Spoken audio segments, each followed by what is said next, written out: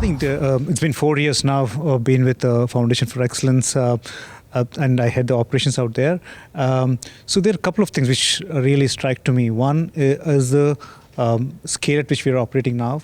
We've sort of grown threefold from the time in the last 4 years in the number of scholarships we are providing, number of students we're able to support.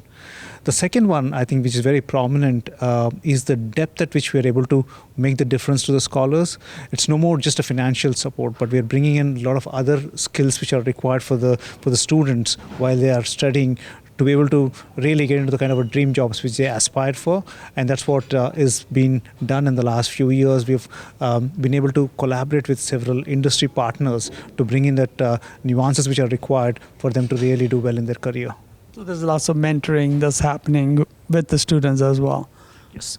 There are a couple of things. One is there are industry experts who actually talk about what's happening in the industry, and nothing like hearing from them when they are in the school. Second thing is every student goes through a one-on-one mentoring with experienced professionals from the industry, which really helps them in guiding and also helps them in internships and placements. And what are some of the exciting things that you see happening in the coming years with the organization?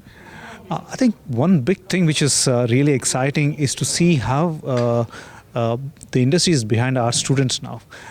They feel that they're the right student to be employed, right graduates to be employed, because they have a passion and drive, because they come from a humble background, and then they really want to prove and do well for the organization.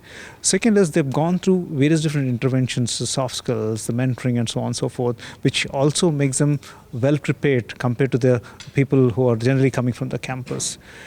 Third is the organizations also have the potential to be able to make the change while the students are in their second, third years of their graduation, saying that what are the skills which they need to be imparted, the boot camps which they need to be put in. So that is really making a lot of change. And how's this mentoring being facilitated? I'm assuming some of the mentors are here while the students are in India. Yeah. So it's a one-on-one mentoring program. We have a platform which we have built up, and there's a team which helps in running that. And it is self-paced between mentor and mentee. We have a framework which is defined on what are the different areas where the mentoring needs to happen.